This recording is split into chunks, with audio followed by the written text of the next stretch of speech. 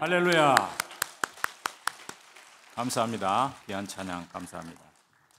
성경 말씀 보겠습니다. 신약 성경 마태복음 28장 18절에서 20절 말씀입니다. 마태복음 28장 18절에서 20절 말씀입니다. 예, 찾으셨으면은 함께 합독했으면 좋겠습니다. 함께 합독하겠습니다. 시작. 예수께서 나와 말씀하여 이르시되 하늘과 땅의 모든 권세를 내게 주셨으니 그러므로 너희는 가서 모든 민족을 제자로 삼아 아버지와 아들과 성령의 이름으로 세례를 베풀고 내가 너희에게 분부한 모든 것을 가르쳐 지키게 하라. 볼지어다 내가 세상 끝날까지 너희와 항상 함께 있으리라 하시니라. 아멘. 네, 예수님께서 30세 이후 3년 공생의 동안에 천국 복음을 전하시고 마지막 그 갈보리산 골고다 언덕에서 모든 인류의 죄를 대신해서 십자가에 죽으시고 그 죽으심으로 창세기 3장 15절에 하나님의 절대 구원 계획을 완전히 성취하셨습니다.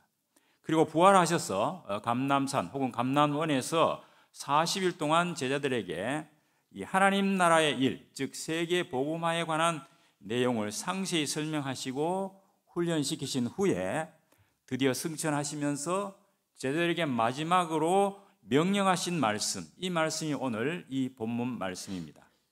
이 말씀은 제자들뿐 아니라 모든 그리스도인들에게 예수님께서 성취하신 구원의 이 복음을 온 세상에 전파하라는 최고로 중요한 마지막 명령이다. 지상 명령이다. 이렇게 말하고 있습니다.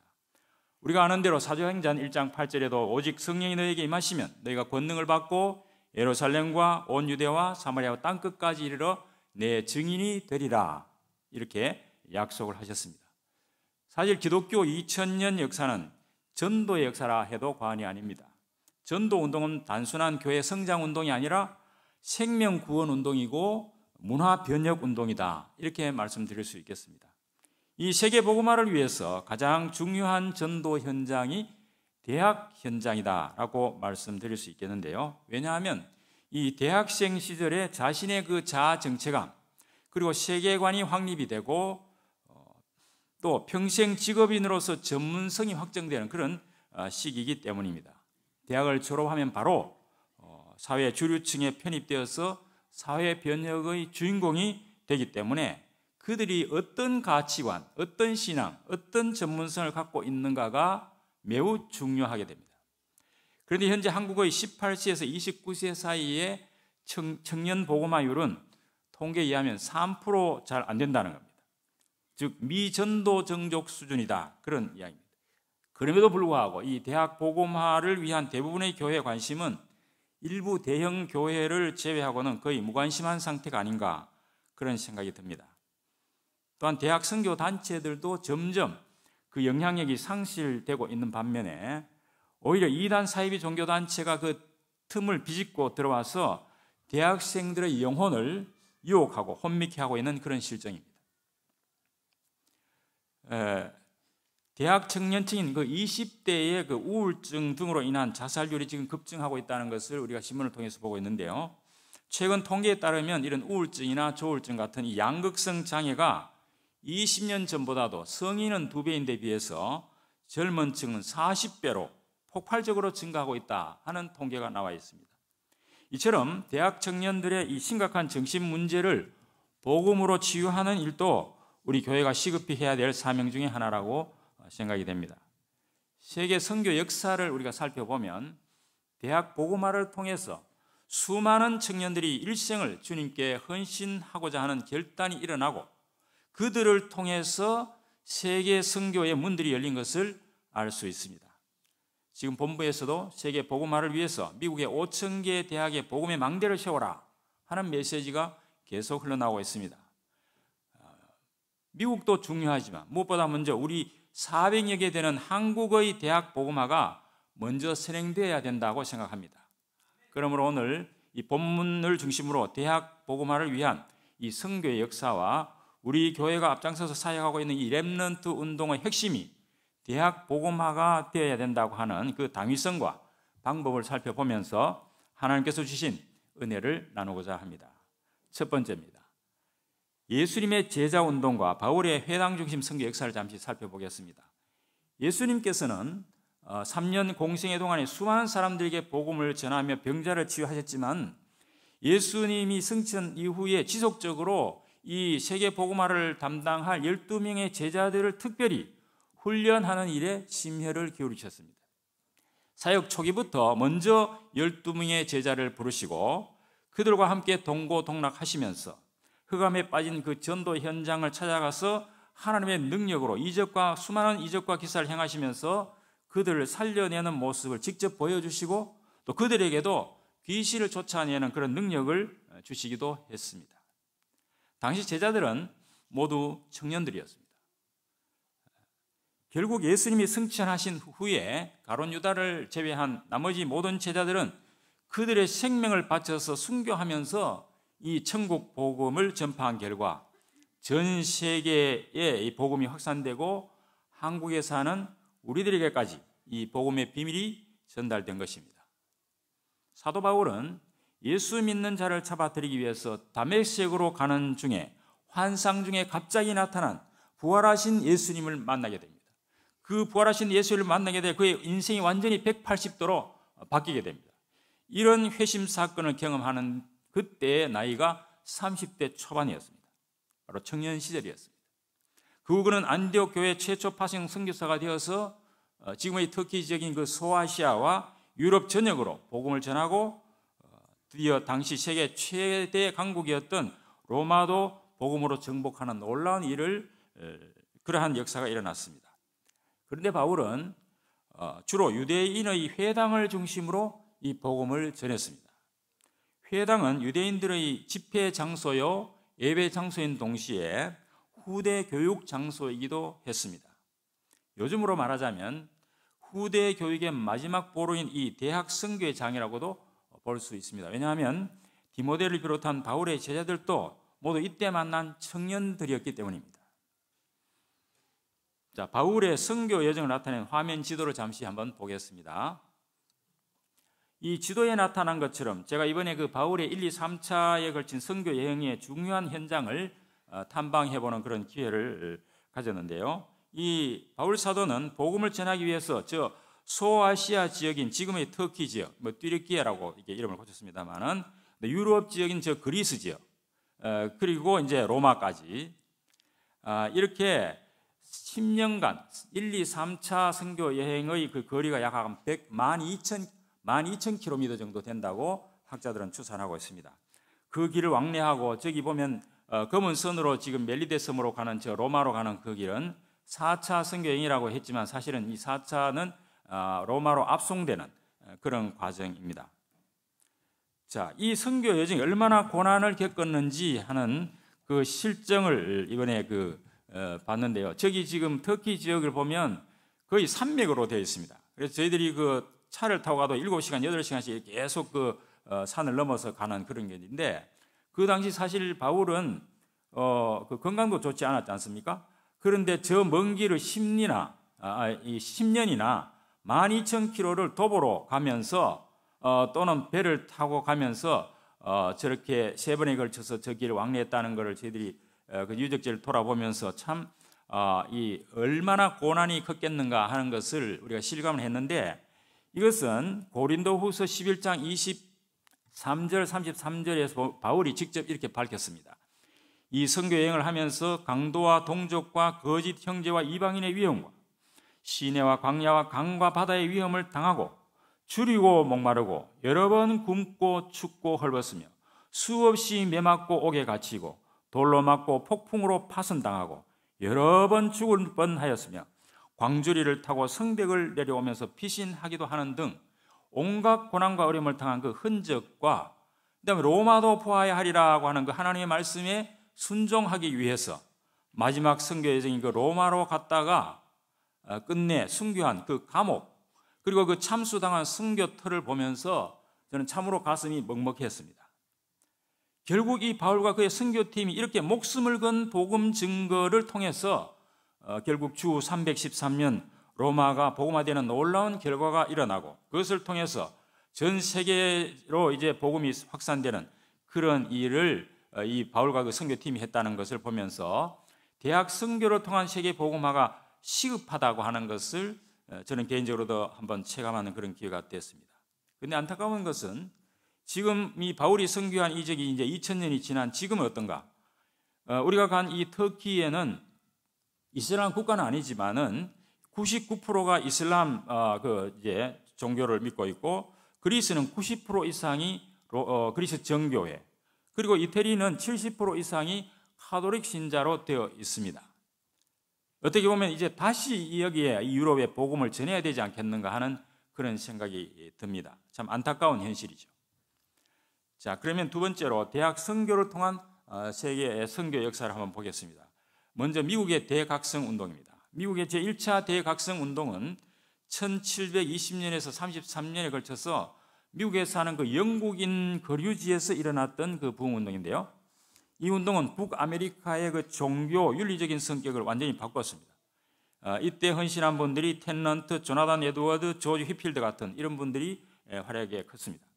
그리고 제2차 대각성 운동이 있었습니다. 1800년대에 미국에서 일어난 부흥운동인데 이때 동부 예일 대학의 그 캠퍼스 부흥운동이 시작되었습니다. 티머시 드와이트라고 하는 이 예일 대학의 학장이 1795년에 학장에 취임해서 강의실에 들어가서 성경은 하나님의 말씀인가? 라고 하는 제목으로 연속적으로 강연하고 토론을 했습니다. 이어서 1802년 이 부흥운동이 캠퍼스를 강타했는데 재학생의 3분의 1이 신앙에 전념하기로 결단하고 이 부흥운동은 다트마우스, 윌리엄스, 또 암허스트라고 하는 그 대학으로 점점 퍼져나갔습니다. 이 대학의 이 부흥운동이 지역 교회들로 퍼져나갔습니다. 2차 대각성 운동의 열매들로 수천 명이 개종을 했고 일반 교회로 연결되었습니다. 영적 부흥은 계층민들에게 도덕성과 문화에 영향을 미쳤고 미국이 오늘날 기독교 국가가 되는 그런 결정적 계기가 되었습니다. 두 번째, 19세기 학생 자원운동과 한국 대학의 선교 역사를 잠시 살펴보겠습니다. 1886년에 일어난 선교운동인 이 스튜던트 볼런티어 무브먼트라고 해서 학생 자원운동은 이 19세기 미국 최고의 봉사인 D.L. 무디, 코엘 대학의 그 저드슨 고든, 피어슨 선교사가 함께 창립을 한 건데요. 이 부흥운동이 노스필드에서 시작해서 그 집회에서 복음으로 세계를 변화시키겠다고 결단하는 그 100개 대학의 학생들이 이렇게 결단을 했는데 졸업 후에 외국 선교사로 자원하는 그런 결단을 한 놀라운 일이 벌어졌습니다. 이 운동을 통해서 자원했던 많은 대학생들이 그 당시 이 조선이라는 나라를 잘 모르는 곳인데도 여기에 선교하겠다고 한 그 선교사들이 구한말 한국에 온 사람이 135명의 선교사인데 그 중에서 이 자원운동 여기서 자원했던 그 선교사로 자원한 사람이 81명이 한국의 선교사로 파송이 됐다는 겁니다. 젊은이들입니다. 그래서 와서 뭘 했느냐? 연세대학교의 전신인 연희전문학교 설립자인 이 언더우드도 거기 있었는데 이 언더우드 선교사는 1885년 한국의 초대 선교사로 파송이 되어서 그때 나이가 26세였습니다. 그는 연희전문학교 외에도 한국 성서공회, 대한기독교회, YMCA, 세문안교회, 피어슨 신학교 등 설립을 통해서 이 초기에 한국 기독교 선교의 초석을 놓았습니다. 또한 그의 외아들인 그 원한경이 연희전문학교 3대 교장으로 손자인 원일한 또 증손자인 원한광으로 이어지는 그 4대에 걸쳐서 한글 섬김과 봉사로 선교운동을 계승했습니다. 그리고 배제대학교 설립자인 아펜셀러 선교사는 이 언더우드 선교사와 함께 1885년 인천항에 도착했는데 그때 나이가 27세였습니다. 그는 17년간 한국 선교사로 다양한 사역을 하던 중 1902년 성서 번역위원회에 가기 위해서 목포로 가는 배를 타고 가다가 해양 사고를 만나서 44세에 순직하고 말았습니다. 그런데 그의 아들 헨리 다치 아펜젤러는 그 아버지를 이어서 1917년 28세에 미국 감리교 선교사로 조선에 입국해서 인천지방 선교를 하다가 1920년에 배제대학교 4대 교장으로 취임해서 교육선교에 헌신을 했습니다. 대구에 우리에 있는 그 계명대에는 설립자인 아담스 선교사가 1921년 26세에 한국 선교사로 왔는데 1925년에 자신의 아버지 부친 안희화 선교사가 먼저 사역을 하던 이 대구로 파송이 되었습니다. 그의 선교 결과 대구 경북 지역에 그때 120개 교회가 설립이 되고 계명대 전신인 성경학교 교장으로 지도자 양성에 힘썼습니다. 계명대학교 또 다른 한 축인 대구의 제중원을 설립한 이 존슨 선교사는 1897년 28세 나이로 대구 의료 선교사로 와서 나병을 요즘 한센시병이라 그럽니다만 이 한센시병도 많은 환자를 치료했는데 이 제중원이 후에 이제 대구 동산병원으로 발전하게 됩니다. 또 한 분을 소개하자면 현재 국민의힘 혁신위원장인 그 연세대 인요한 교수, 원명은 존 월드만 린턴인데요. 이 4대째 한국 선교를 위해서 헌신한 집안 출신입니다.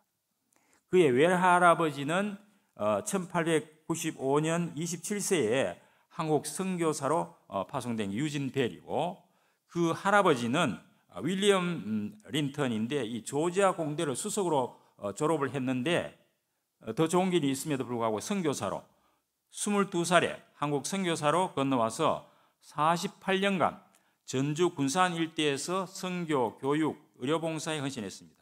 그 인기호수의 아버지 휴 린턴은 군산에서 우리나라에서 태어났습니다.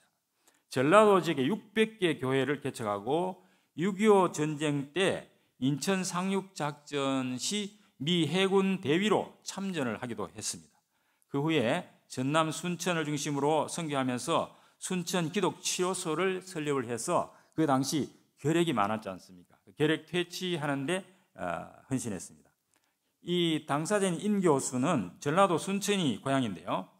1991년부터 지금 세브란스 병원 국제진료센터 소장을 맡아서 지금까지 봉사하면서 특히 북한 결핵 사업을 위해서 그 형제들과 유진벨 재단을 설립해가지고 북한에 총 200여 개의 결핵 진료소를 설치하고 진료를 했는데 기록에 보니까 북한 결핵 환자 20만 명을 치료하고 그 중에 15만 명을 완치시켰다고 하는 그런 것을 신문에 봤습니다.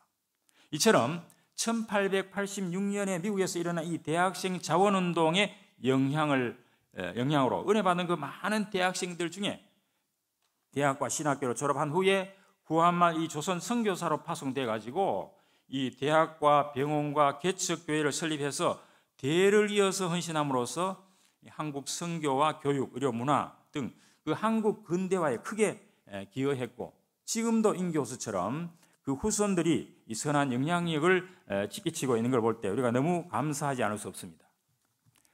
세 번째로 한국 대학 선교 현장을 살펴보겠습니다. 1973년 5월에 미국의 빌리 그레함 목사님을 강사로 초청해서 초교파적으로 전도대회가 우리 여의도에서 개최가 됐죠. 이 여의도 광장에서 51만 6천 명이 운집했고 결신자가 3만 7천 명이 나왔습니다.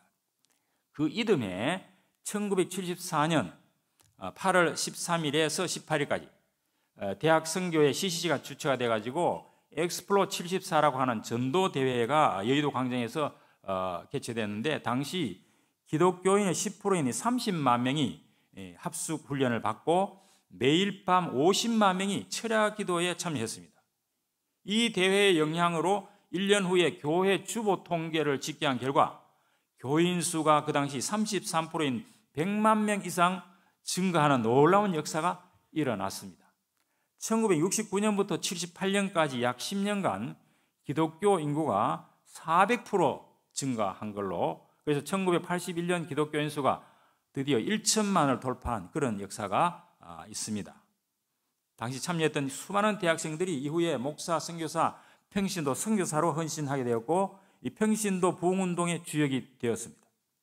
특히 7, 80년대 대학 선교단체의 그 제자훈련, 성경공부, 또 전도 방법, 1:1 양육, 성경 암송, 그리고 경건의 시간, 큐티 같은 것을 기존 교회들이 이것을 이제 접목하기 시작함으로써 한국 교회의 체질을 크게 변화시켰습니다. 그래서 현재 대학 선교단체는 대학생 선교 CCC를 비롯해서 IVF나 UVF, SFC, JDM, 내비게이터 선교회 등 15개 이 대학 선교단체가 지금 선교 활동을 펼치고 있습니다.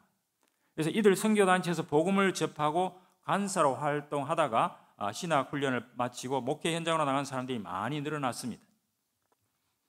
이 대학 선교단체인 내비게이터 선교회의 그 다리예화 전도 방법, 그리고 CCC의 이 사형리 전도 방법, 이런 것은 지금까지도 현장 전도용으로 널리 알려져 있습니다. 우리 다락방 전도 운동의 현장 전도 메시지인 구원의 길도 많은 영향을 끼치고 있는데, 이런 그 사형리 같은 것은 인간의 근본 문제를 죄라고 이야기를 했는데, 우리 구원의 길에는 그 죄의 원인이 되는 이 사탄의 문제까지 인간의 영적 문제를 짚고 있기 때문에 더 성경적이지 않는가, 저는 그렇게 생각을 합니다.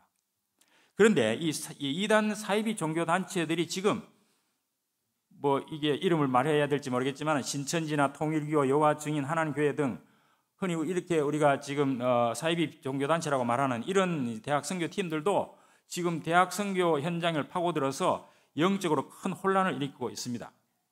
얼마 전 대구 월드컵 경기장에서 모 단체, 그 코로나 초기에 무리를 빚었던 그 단체에서 새 신자를 10만 명 교육해서 그 수료식을 한다고 해서 신문에 보도된 적이 있는데, 이것처럼 이렇게 세를 과시하면서 대학을 파고들고 있습니다. 현재 전국 대학교 수는 약 400여 교인데, 대구 지역에는 우리 경북대를 비롯해서 4년제 대학이 8개 교고, 그다음 영진전문대 등 전문대가 8개, 제가 알기로는 16개 대학이 있습니다. 앞에서 말씀드린 이 대학 선교 역사를 보면 이러한 대구 지역의 대학을 먼저 복음화해야 대구 지역뿐만 아니라 한국의 복음화가 앞당겨지지 않나, 저는 그렇게 생각을 합니다. 네 번째, 대학 복음화의 방법입니다. 그렇다면 우리가 어떻게 복음화할 것인가 하는 문제죠. 먼저 청년들이 왜 교회를 떠나는가?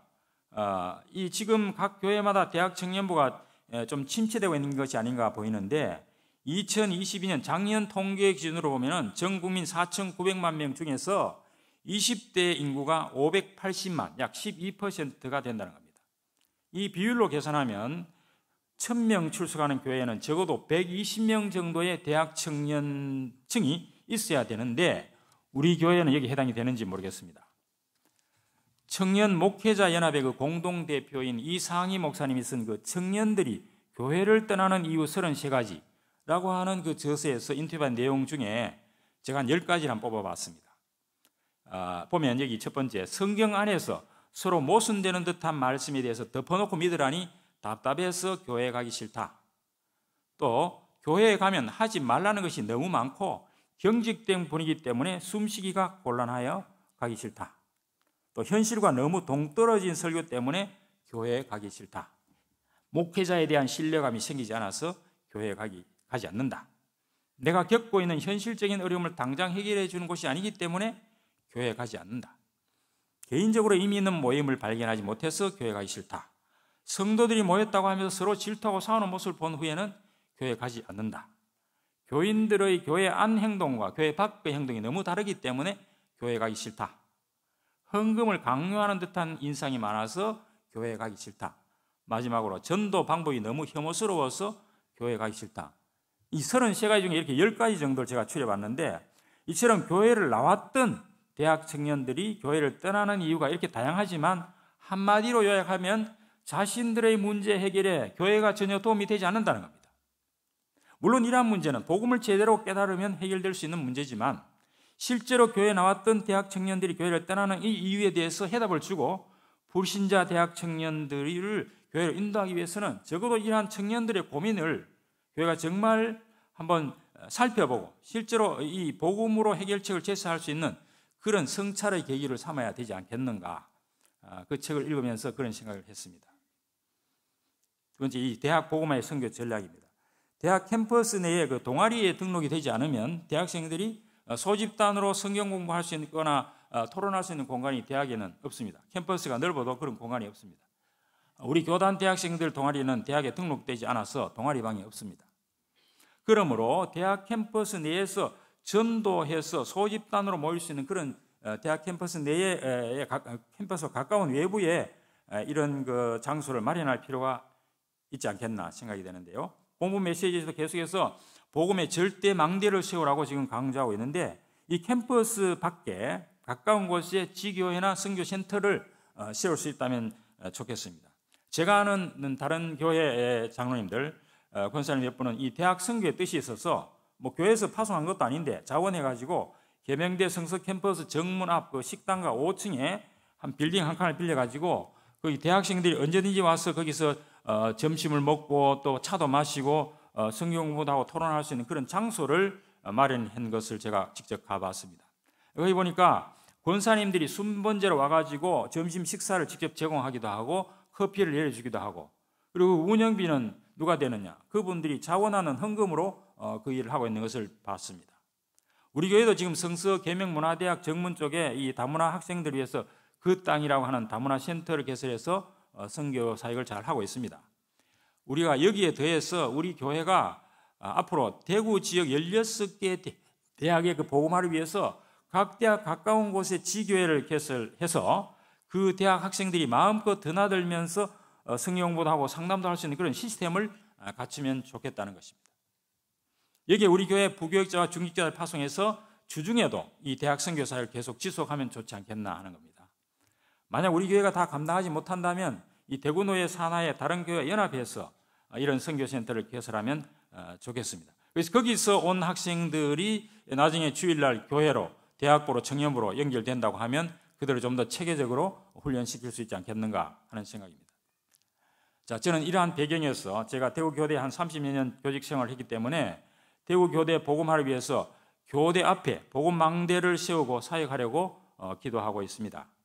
최근 현직 교사가 그 학생들의 학습과 생활 지도 과정에서 있었던 일을 학부모들이 그것을 아동 그 학대다 이렇게 문제 삼아 가지고 교사들을 괴롭혔기 때문에 이게 견디지 못해서 극단적인 선택을 한 그런 안타까운 사례들이 언론에 보도되고 있습니다. 신문 보도에 의하면 최근 10년간 스스로 이러한 그 스트레스 때문에 극단적인 선택을 한 교원이 144명이나 된다는 겁니다.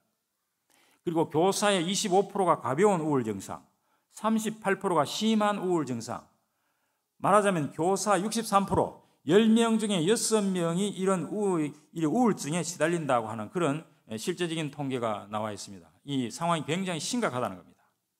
이처럼 현직 교사들은 옛날과 달리 이 학생 지도와 업무에 이 외에도 학부모 민원에 시달려서 아주 심각한 정신적 스트레스와 우울증으로 이런 안타까운 그 선택을 하는 사례가 늘어나고 있다는 겁니다. 그래서 적어도 예비 교사니 교대생들에게 복음을 전해서 교직에 나가기 전에 미리 이 복음으로 무장을 하고 성경적 심리 치유 상담으로 강한 정신력을 얻어가지고 교육 현장에 갔을 때 초등학생들을 복음화하는 그런 전도 제자를 양성하면 좋겠다. 저는 그렇게 생각을 합니다. 전도 제자로 훈련된 그 예비 교사들이 학교 현장에 나가면 적어도 1년에 한 20명 이상의 학생들을 1년 내에 같은 반에서 보게 되는데, 정말 전도 제자라면 그 학생들에게 1년 내에 복음 전할 수 있는 황금 기회가 있다는 겁니다. 그래서 그 학생들이 만약에 전도된다고 하면 그 학생들이 가족까지 연결된다고 하면 이 교대 초등 예비교사 복음화의 그 파급 효과는 어느 분야보다도 클 것으로 저는 확신합니다. 사실 제가 재직 중에 이 제대로 전도를 못했기 때문에 늘 제가 평생 기도 제목이 교대 복음화였는데 이미 퇴임했지만 남은 시간이라도 이 일에 좀 헌신하는 것이 하나님 뜻이 아니겠나, 저는 그런 생각을 합니다. 적어도 성령이 역사하시면 향후 10년간 수백 명의 초등 예비교사가 전도 제자가 되고 그 제자들과 가족들 수천 명이 복음화 되리라고 하는 그런 비전을 품고 기도하고 있습니다. 이런 전도 사역을 내년부터 시작할 수 있도록 많은 관심과 기도를 부탁드립니다. 교회 청년대학부의 부흥 전략입니다. 우리 교회 대학부와 청년부는 이 대학생과 청년 복음화를 위해서 열심히 잘 사역하고 있습니다. 또한 우리 교회는 전국 렘넌트 사역을 책임지고 있기 때문에 특히 이 대학 선교 사역의 모델적인 그런 축복을 받을 필요가 있다 생각이 듭니다. 앞으로 우리 교회에서 대구 지역 16개 대학을 복음하기 위해서 각 대학 가까운 곳에 복음의 망대 지교회를 세우고 우리 교회 소속 대학생들과 중직자들이 중심이 되어서 그 대학 학생들을 전도하고 성경 공부도 하면서 주일날 교회로 인도하게 되면 우리 교회 대학부 청년부가 저절로 부흥될 것이 아닌가, 이런 생각이 듭니다. 앞으로 전국 대학 선교국과 9개 지부가 긴밀히 협조를 해서 대학 복음화를 위해서 보다 구체적인 실질적인 그런 전도 전략, 실행 모델을 개발해서 제시할 필요가 있겠다는 겁니다. 대학마다 이 복음의 절대 망대를 어떻게 세울 것인지, 개인 양육과 제자 훈련을 위한 복음의 플랫폼, 파수꾼, 안테나 시스템을 어떻게 갖추고 실천할 것인지 우리 교회가 먼저 제시해 주면 좋겠다, 그런 생각이 듭니다. 말씀을 정리하겠습니다. 복음화율이 3% 미만인 이 미전도 종교과 같은 그 대학 현장에 우리가 그 사명을 감당하지 못하는 동안에 이단 사이비 종교 집단들이 대학생들의 그 현실적인 필요와 요구를 채워주면서 끈질기게 접근하고 그들의 영혼을 혼미케 하고 있습니다. 그러므로 이 대학 복음화는 주님의 마지막 명령인 전도 제자를 통한 세계 복음화를 위해서 가장 시급한 현장이다. 그래서 이것을 복음화하는 것이 우리의 사명이다, 이런 말씀입니다. 1800년대 앞에서 봤듯이 미국의 그 2차 대각성 운동, 19세기 학생 자원운동 때처럼, 또 우리나라 70년대 전도 대부흥운동 때처럼, 그리고 또 사도 바울처럼 다시 한번 대학 청년들이 주님 앞에서 세계 복음화를 위해서 일생을 헌신하고자 하는 그러한 결단하는 그런 놀라운 성령의 역사가 우리 교회에서부터 일어나기를 부탁드립니다.